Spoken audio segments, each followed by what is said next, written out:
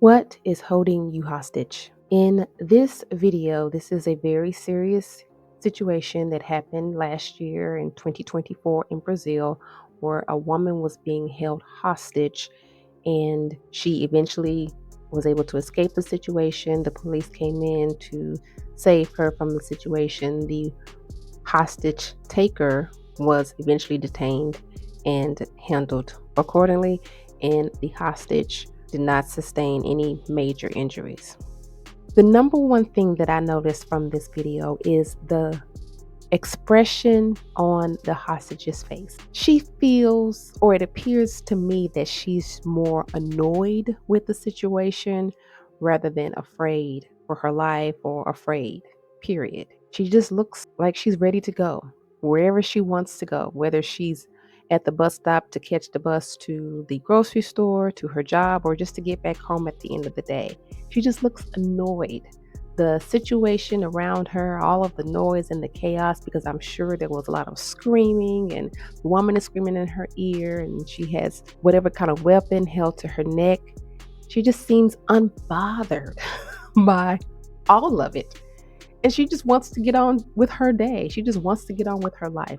So my message for you today is whatever is holding you hostage does not have to affect your mood, does not have to affect how you view yourself or how you move through life. And I'm not even referring to the mental bondage. Sometimes we can find ourselves in self-doubt, low self-esteem.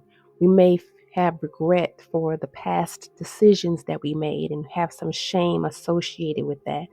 You may be embarking on a new venture and feel some sort of imposter syndrome, or you have limiting beliefs about what you can accomplish or what you can do at this stage in your life. And as we embark on this journey to be healthy, happy, and whole, we will definitely address these things. But today I'm talking about something else.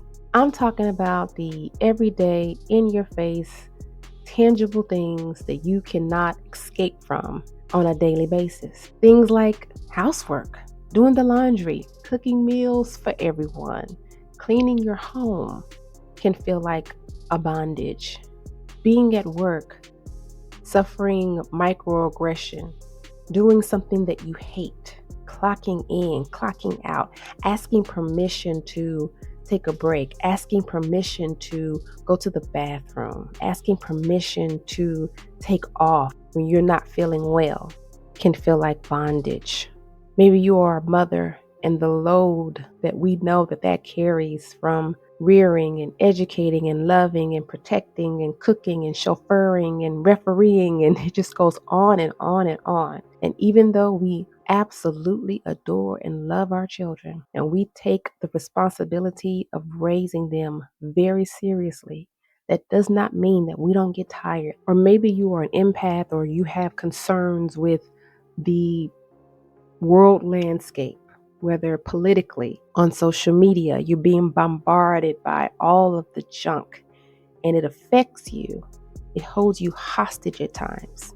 These things are very real, and a lot of conversations around elevating your consciousness, being on the journey to happiness and health and being whole, spirit, soul, and body, do not include these very real things that we face every single day. And we all have them. We all have our list.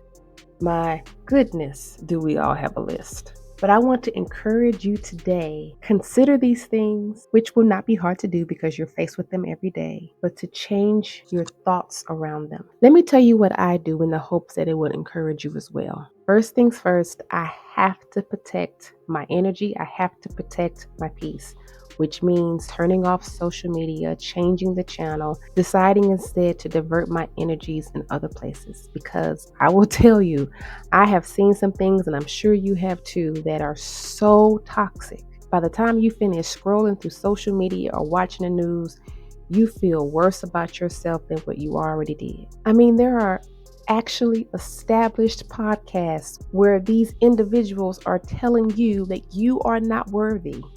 You are not worthy of love. You are not worthy of a soft life. You should just give up. And if you do decide that you are worthy of those things. How dare you think that way? Turn it off. It's junk. I have decided to prioritize my physical health and my mental health. I do my red light therapy, my grounding, journaling, I rest. These things have become a priority, which leads to the daily responsibilities of being a parent. I know that when my children get older, they're going to have their list, just like I had my list with my parents, right? Everything that you did wrong, everything that you said that, all of it. They're going to have their list. I'm not afraid of it. I will not run from it. I will hold space for them. I will listen. I will be compassionate, and I will apologize for whatever is on that list. I can't control that. What I can control today, how I pour into them, how I advocate for them and fight for them, and how I teach them that women, as loving and as strong as mommy, get tired. So I'm going to do the morning routine. I'm going to make sure that you have everything you need, and I'm going to communicate with you that, okay, I need rest or I need 5 minutes, and hold strong to that boundary. At every job that I've had, even though it was not what I feel like I was meant to do, I've always felt that I was supposed to be my own boss and I was supposed to help people, namely women and children. That every day I showed up as the best version of myself. When I was younger and I was an office manager, filing papers, doing all the things, I was the best. As a classroom teacher, I was the best. At the same time, I set workplace boundaries. I professionally and effectively communicated through my actions and through my words what I will and will not put up with. I do not have to accept things or participate in things that I did not sign up for. And I also take a lot of inspiration from other women, and not just women in my family or women that I know personally, but just researching and learning about women in history, women who were taking care of homes, having children, and fighting in very real, we can lose our lives war. I'm very grateful that I'm not in a situation where I have to raise children and fight in wars. But I'm also grateful that that's in me if necessary. I'm grateful in the knowing that I have what it takes to be a loving, soft, nurturing mother. I have what it takes to also be a warrior and stand up for myself, stand up for my community, stand up for my children. I can appreciate and enjoy the technological advances that allow me to have air conditioning, that allow me to have access to resources, that allow me to handle those day-to-day responsibilities that feel like bondage, that feel like I'm being held hostage. I'm grateful that I have the financial resources to purchase healthy meals for my children. And I'm also grateful in the knowing that I am still worthy of rest, of peace, of happiness, and to protect my thoughts and to protect my energy. And with that, I would like to say a few affirmations, and I hope that these empower and help you to continue to be happy, healthy, and whole. I am not a victim of my circumstances. My daily responsibilities do not define me. I operate in power, love, and clarity. My body is healthy. I believe in my power.